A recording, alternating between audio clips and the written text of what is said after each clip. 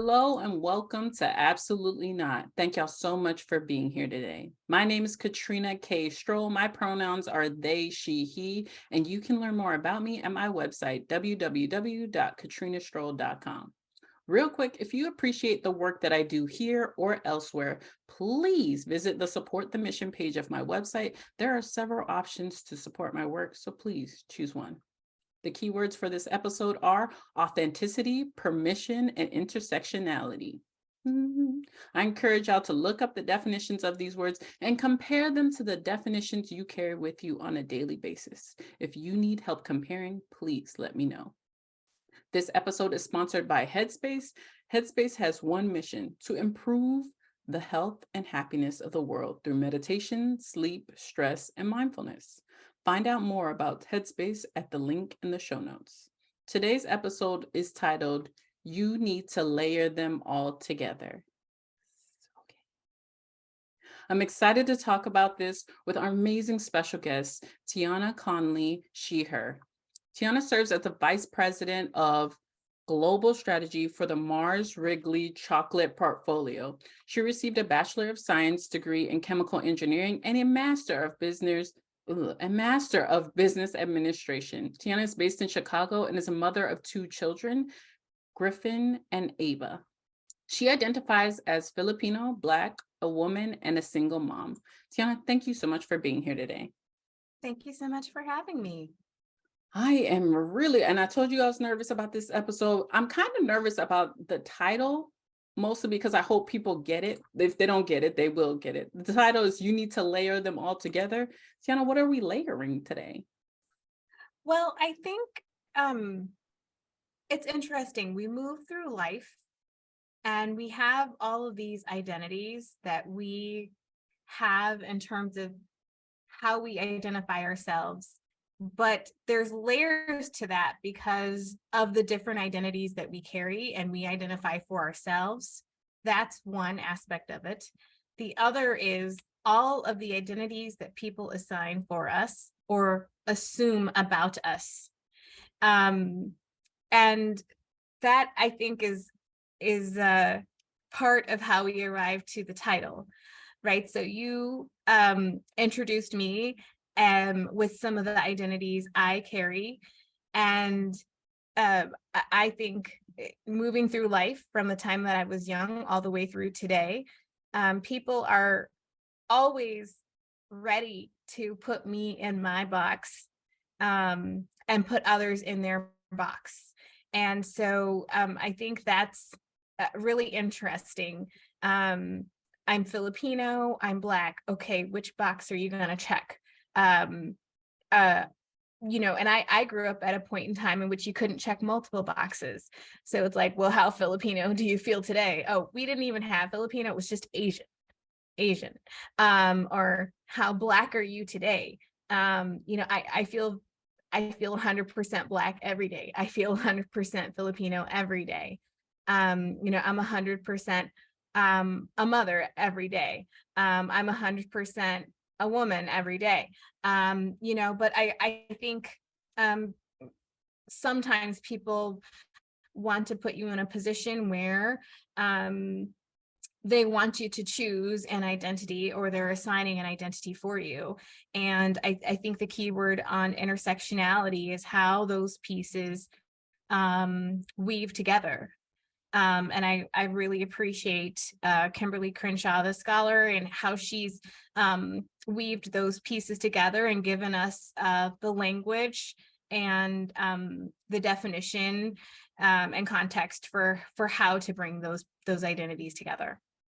And I really appreciate you being super honest about the percentages, because nobody fucking talks about that. Like they just bring it up like, oh, give me some percentages right now. I had no idea I was supposed to have these percentages on hand.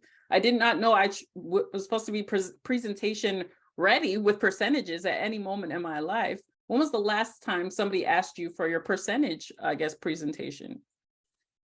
Well, it's really interesting because they have all these DNA tests now, right? Where it's like 23andMe or, whatever, ancestry.com. And so and I've done them because I have kids, and so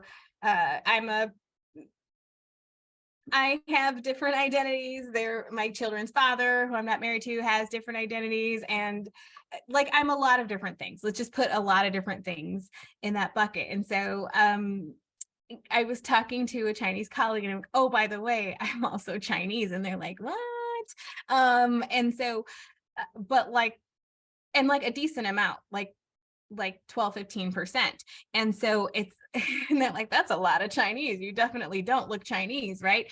And so but you don't just queue up with the percentages because you're not like a percent of a person, right? Like, because you're like a whole person as you're moving through life. And it's like it's you're a whole person every single time that you show up, and maybe you're accessing different experiences you have, or maybe bringing in different perspectives or experiences that you have, but you're a whole person every single time. And somehow that's relevant or understood maybe when you're talking about your resume, or when you're in a work setting where people say, oh yes, when I worked at company A, or when I worked at company B, we did X, Y, or Z. But then all of a sudden, when it comes to your identities, people can't understand or appreciate that. Yo, this is exactly why you're an executive. That was a good ass analogy. Like that was very, very, very good. I hope anyone who is having difficulty understanding intersectionality or having difficulties understanding the many identities that we have to layer upon each other in ourselves every single day and how we maneuver throughout the world, I hope they take that analogy and run with it, because wow, I already know about this shit. And that was very enlightening. Thank you so much for sharing that. To the people who are listening to that and starting to turn their cogs in their brain and think, wow, maybe I should allow people to layer more around me. What would be the first steps in, I guess, allowing people to layer themselves around them? Oh my goodness. Sorry, that was a bit. It's like that thing in third grade where they're like, assume, don't make an ass out of you and me. You know what I mean? It's like you have to kind of drop some of the assumptions. It's some of the stuff that we talked about when we prepped to come into this space together, which is to be open. I think that I was having a good conversation with some friends at dinner the other day, and we were talking about a lot of different topics and throwing a lot of different questions out. And I was sharing my perspective on something, and one of the people said, "Hey, well, I think your perspective is very like entitled," and I'm like, "You might be right about that," but I'm like, I can only give the perspective that is like the only perspective I can share with you is the perspective that I have. I'm not saying that my perspective is the overriding perspective or the only perspective, but I can only give you the experience that I had. And the story that I'm sharing with you about this thing is the experience that I had growing up. I'm not saying that's the experience that everyone had growing up, but that I'm telling you a story about when I grew up. And the story that you had growing up, I'm assuming is different than mine, because we aren't the same person, and the next person and the next person. So I'm just telling you, this is what happened to me, and this is how that informs something about how I think about a way. And I don't believe that's the only way. So I think if we can be open to the idea that an experience we had may inform a way that we think, or a belief that we have, and be open to the fact that other people have other experiences and hold space for that, that may create an opportunity to allow for more possibilities. Allow for more possibilities. Everybody heard that. And I love the being open and assumptions. Those boxes that were created hundreds of years ago. What? Yes, hundreds of years ago. And they're very like big ass boxes. Like use the word Asian. Like, that's a big ass box.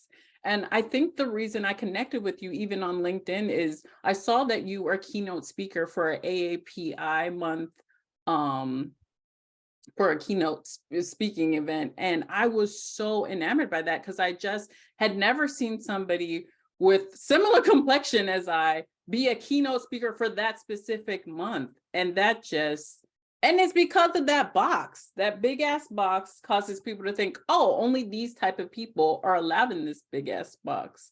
I love that you did that keynote. How often do you have to remind people that, oh, that box is big as hell, and I actually go in that box? Yeah, I mean, shout out to Adweek for being inclusive in the way that they represented Asians in AAPI month, because typically it's certain kinds of Asians. I mean, and honestly, we can get deeper than that and be like, well, what is an Asian person? What is a Black person? What is a white person? Because all of that's imaginary anyway. I was having a really funny conversation with my daughter who loves animals, and we were talking about species. And so we were talking about species of lizards, and she's like, oh, is there a species of this? Is there a species of that? Is there a species of every kind of animal? And I'm like, oh yes, there's different species of elephants, there's different species of that. And she's like, what about human? And I'm like, no, there's just one kind of human. Actually, I think there was a prior species of Homo sapien, like there's Homo sapien, and I believe there was another form that's not coming to mind right now, but at least at human in current form, right? There's like one species, which is very fascinating, but we segment ourselves the most as if there were multiple species of humans. So really what we're talking about are imaginary social contexts, whereas animals is like actually DNA oriented or biologically oriented. That said, back to your original question, I've gone through different phases in my life where I felt the need to assert myself or not. And I think I've just reached the point in my life where I am. And I do not care. And I think that's why I like your program, and you're saying absolutely not because you give no fucks.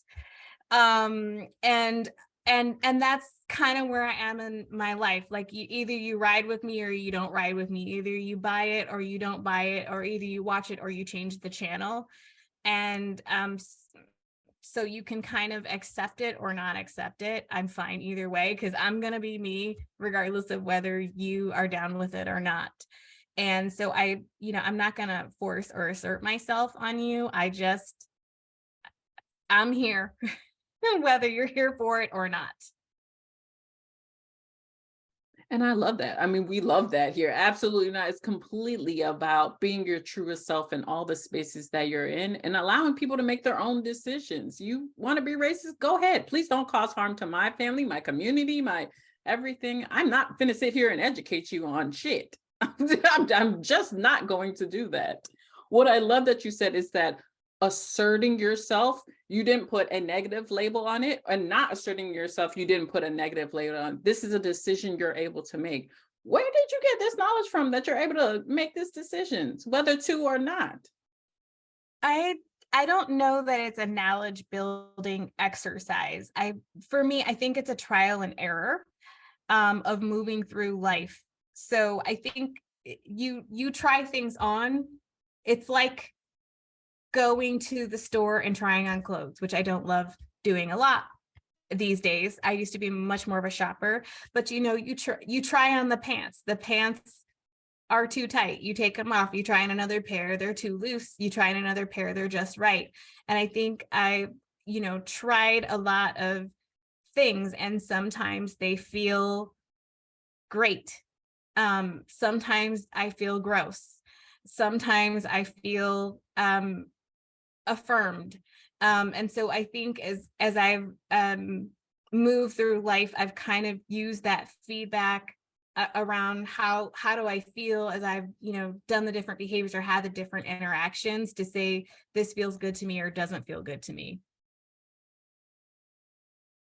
I love that you are affirming all of us in this conversation by saying that emotions are real and feelings are real, and they're enough of a compass to make a decision. Like, this doesn't make me feel safe. This doesn't make me feel whole. This doesn't make me feel like I'm going to be able to layer myself here or be different facets of myself here. So I think not. I think I won't buy this pair of pants today. I'm really good. Have you had to return pants recently, or have you like, oh no, I'm not buying these pants today? Oh, 100%. And we can talk about that personally and we can talk about that professionally. On a personal side, I think that can play out in friendships. I think it can play out romantically, right? And so sometimes you're in a situation and you're like, um, this is not like reinforcing, making me feel great or like my best self. And sometimes it's because it's toxic.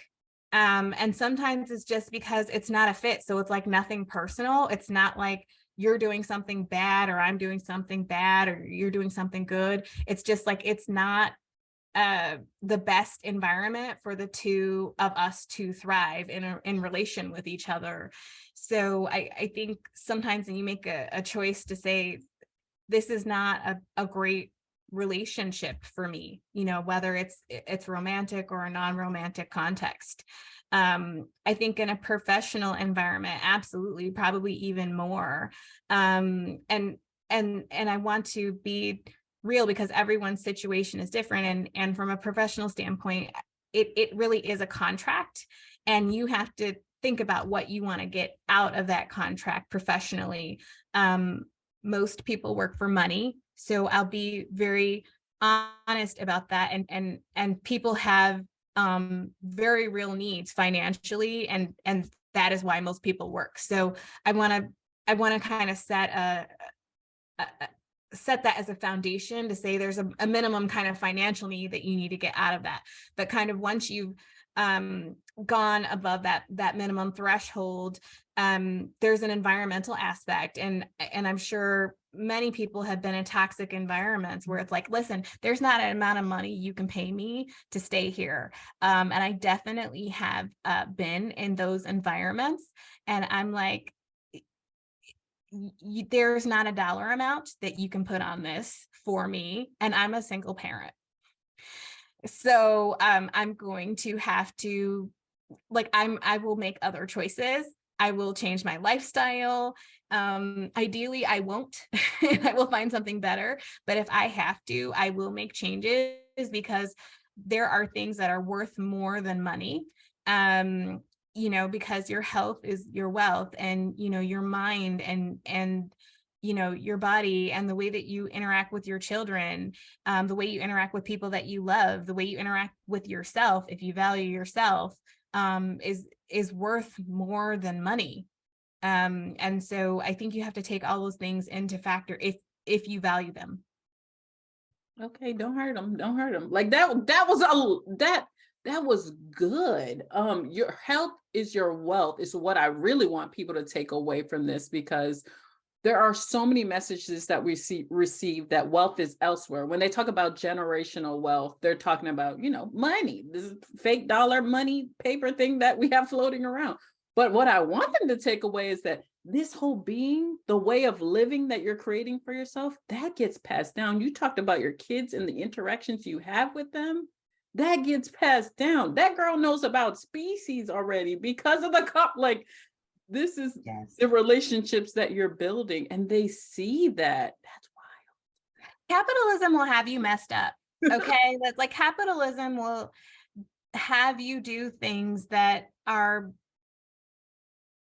in complete contradiction to what's right for you. And I'm not saying this is somebody that doesn't actively participate and contribute to a capitalistic society. So I'm very real about that. But I think you need to have your eyes wide open about the environment that you're in and how to work within that environment, and and be realistic, and how to operate within that so that you are navigating it well and you're making it work well for you, as opposed to it working you to death. Because that is what capitalism is intended to do. It is a system that's based on exploitation. It doesn't work without a form of exploitation occurring.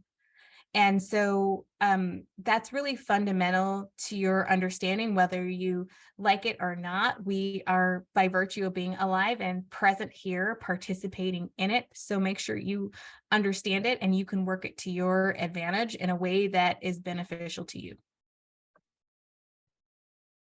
As someone who is not new to this journey, I can only imagine the people who are hearing this for the first time that had no idea that they were actively participating in capitalism and that it was trying to kill them to death, like to death, that is trying to kill you and will suck you dry out of every single penny that you have, and all of the mental wealth that you have, if it can, and if you allow it to. To the people that are hearing this for this first time and probably splashing themselves with cold water and thinking, oh, I have to make some change, what would be the top 3 tips you would share with them about making some changes to make capitalism work for them? I think the number one thing has nothing to do with capitalism at all. I think it's understanding what matters to you. That's probably tip 1, 2, and 3. I think you have to understand what motivates you and what are your values in life. And that sounds fairly basic, but I talk to a lot of people, and I mentor a lot of people, and it's amazing how often people are not clear about that, whether they're moving through their life, whether it's in relationships, whether it's in their work, that they're just not clear what their priorities are. Or if they can articulate their priorities, that they're not, their steps are not ordered against their priorities. So they might say, well, my priorities are 1, 2, and 3, but they're over here doing 4, 5, and 6. Well, there is incongruency in that. So I think that, I will talk to people all the time and they'll say, well, my number 1 priority is finding love, but they're over here prioritizing their job. And I'm like, is it? Are those, what I mean? So like, you've really got to be, I think, I guess, honesty, and that's honesty with yourself, and self-understanding, and self-exploration, as a means to come up with that set of priorities. And sometimes time reveals that. Like I think it's unrealistic to expect yourself to come out of the womb with that level of understanding. So maybe experiencing things and having, allowing yourself to feel, experience, and process and understand, did I like that? Did I not like that? As a means to say, this fills me with joy. This fills me with life. This makes me feel alive. This makes me feel good, versus this did not. This made me feel empty. This made me feel shame. This made me feel bad. This hurt me. This made me feel sad. Learn from those experiences and say, this is something I want to repeat. I want more of that. This is something I want less of. I love that you added the time element to that, because for anybody who's listening to this and being like, oh, damn, I should be on step 3 or step 5, or you need time, you need experience. You have to go through these things to be able to say, I no longer want to participate in those types of things associated with those types of values or those types of propping up of that type of wealth. I'm not interested. Thank you so much for being so very honest in this, and very, you just have a lot of knowledge that people needed to hear. I have so many things written down here, and I hope people are able to take it away from this episode. One thing I do want to touch on before we close out today is, you mentioned that you were a single mother. How has that actively played a role in you being boundaried in all that you do? Well, I think when you're a single parent, you have less capacity. You have less time, you have less energy, there's less of you as a resource. So I think you have to be really ruthless in your prioritization, and you have to be really focused, and what you're trying to get. And so there have been times, say for example, professionally, where I'm like, I I don't want to advance. My goal is I need to make as much money as possible, and I don't care if I move forward. If I do, that's fine. But my number one goal is I need to make as much money as possible, and I cannot work a certain number of hours. So let's maximize that equation. And I've been really, really straightforward about that. Now, other people, they're like, I want to move forward as fast as possible. I'm like, I'm not, that's not me. That's not me. So I've had to be really okay with people that have less experience than me moving forward, people that, that were junior to me now becoming senior to me. Like, and that's like, if you're egotistical at all, which I am, that's hard to swallow. But I'm like, I know I have to stand firm in my truth and what is right for me, and say, listen, what I need to do is to provide for my family, and this is what's right for me. What do I need? I need money and I need time to be the best mom that I want to be, the kind of mom that I want to be. And that's what's right for me. I know why this is making me cry, but whoa, okay. Thank you so much for sharing that piece of your journey, just because there are a lot of us out here who are making decisions that to a lot of people may seem like, don't you want to move forward? Don't you want certain things? But you know what you're doing is aligned with what you want. And I truly appreciate you being honest about that, and that is okay. And giving the permission to anybody who's listening to this, myself motherfucking included, that it is okay to make decisions that are going to keep you safe and sane and whole. Talking about that wealth again. Oh my gosh, let's leave, because thank you so much for everything. Are there any last minute sprinkles that you'd like to share with the audience before we go today? Thank you so much for having me. There was something we said when we started, and I'll just close with it, which is, since it is a new year, I was just saying that I think life can be boiled down to kind of one fundamental, which is how does life square versus expectations. And so expectations are everything. And essentially this can apply to work, this can apply to personal life, this can apply to relationships, this can apply to a hobby that you're doing or whatever it is. But framing of your expectations is everything. And so, either it meets expectations, it exceeds expectations, or it doesn't meet expectations. And I know that sounds very performance guide oriented, but at the end of the day, if you can set your expectations accordingly, that you can pretty much face through and manage any challenge in your life. I love that so much. And I know everybody, it sounds so simple, but come on, set that baseline. So when people come and they're not even close to the baseline, you're like, no, I'm very much good. I'm good. I'm already at the baseline. So you can just, we're done. Thank you so much. I think your parents always tell you can do bad by yourself. You probably can. You probably can. Thank you so much for being amazing in this episode. To anybody who's listening, keep setting those boundaries and saying absolutely not to anything unaligned. We will see you next time. Bye-bye.